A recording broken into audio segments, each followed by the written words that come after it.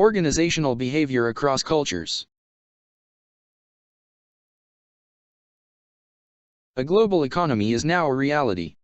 The emergence of the European Community, changes in the former Soviet Union and Eastern Europe, strong markets developing in China, India, Japan, Korea, and other emerging nations, are some of the phenomenon that lead to the rise of multinational organizations.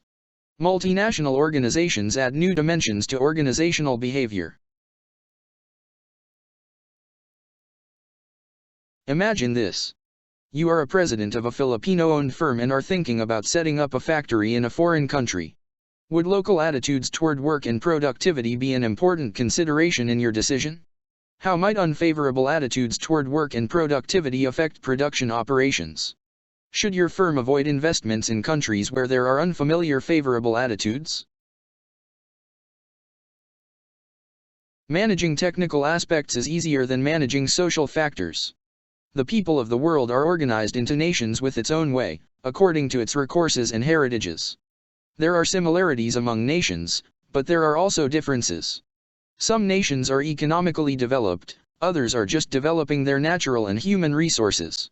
Some are educationally and socially advanced, others have minimal literacy and social development.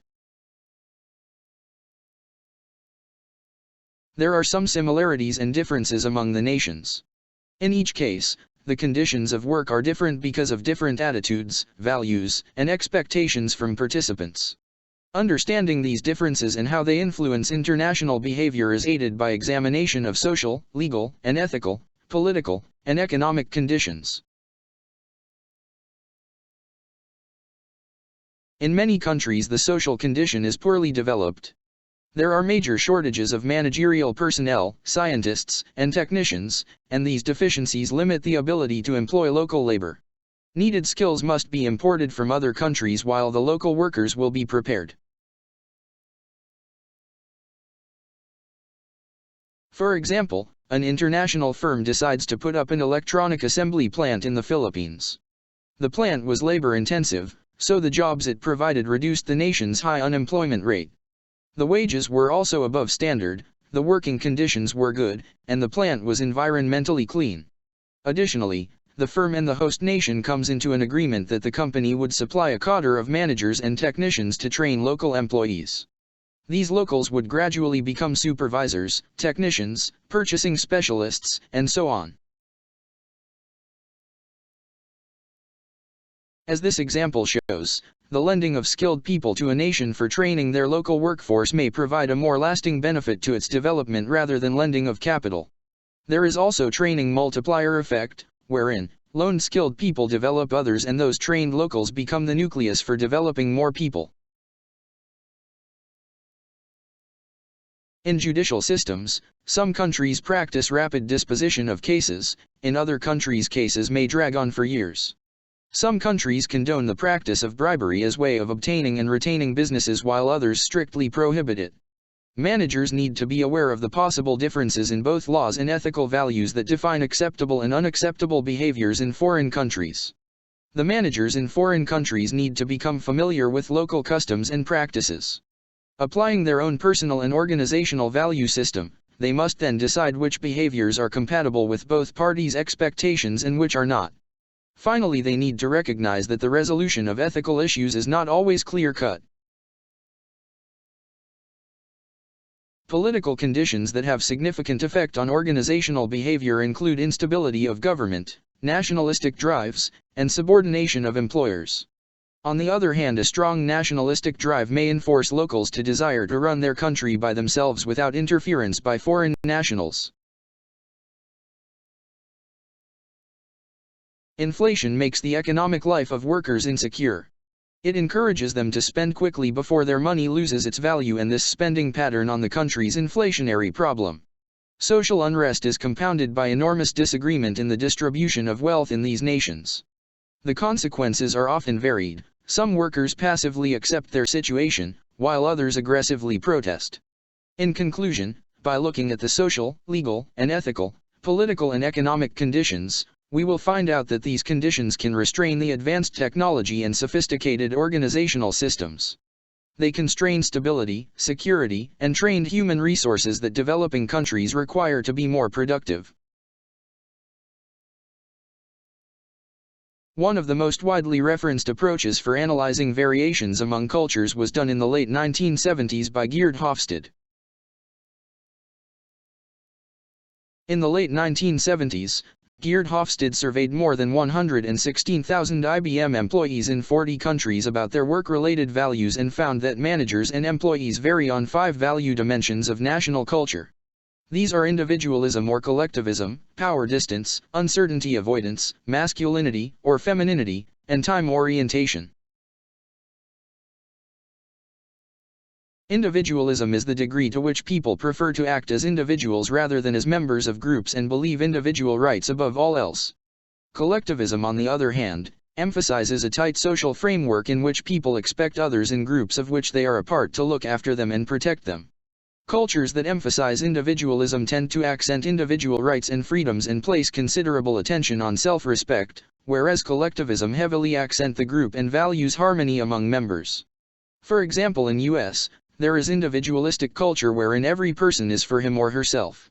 In contrast, Japan is collectivistic, with the culture that can be characterized by the proverb, "The nail that sticks up gets pounded down." Power distance describes the degree to which people in a country accept that power in institutions and organizations is distributed unequally. It also refers to the belief that strong and legitimate decision-making rights are what separates managers and employees. A high rating on power distance means that large inequalities of power and wealth exist and are tolerated in the culture, as in a class or caste system that discourages upward mobility. A low power distance rating characterizes societies that stress equality and opportunity. The degree to which people in a country prefer structured over unstructured situations defines their uncertainty avoidance. In cultures that score high on uncertainty avoidance, people have an increased level of anxiety about uncertainty and ambiguity and use laws and controls to reduce uncertainty. People in cultures low on uncertainty avoidance are more accepting of ambiguity, are less rule-oriented, take more risks, and more readily accept change. Hofstede's construct of masculinity is the degree to which the culture favors traditional masculine roles such as achievement, power, and control, as opposed to viewing men and women as equals. A high masculinity rating indicates the culture has separate roles for men and women, with men dominating the society. A high femininity rating means the culture sees little differentiation between male and female roles and treats women as the equals of men in all respects. Some cultures emphasize values such as the necessity of preparing for the future, the value of thrift and savings, and the qualification of persistence, which have long-term orientation. Some countries such as Hong Kong, China, and Japan exhibit long-term orientation. Other cultures value the past and accent the present with respect for tradition and need to fulfill historical social obligations, and thus are considered to have short-term orientation. Examples are France, Russia, and West Africa. This exhibit shows the ratings for the countries for which data are available. For example, power distance is higher in Malaysia than in any other country.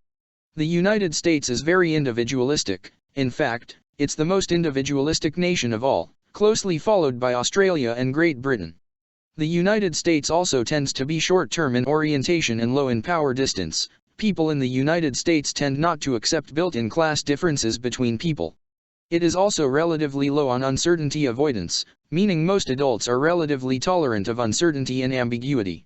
The United States scores relatively high on masculinity. Most people emphasize traditional gender roles, at least relative to countries such as Denmark, Finland, Norway, and Sweden. You'll also notice regional differences. Western and northern nations such as Canada and the Netherlands tend to be more individualistic. Poorer countries, such as Mexico and the Philippines, tend to be higher on power distance. South American nations tend to be higher than other countries on uncertainty avoidance, and Asian countries tend to have a long-term orientation.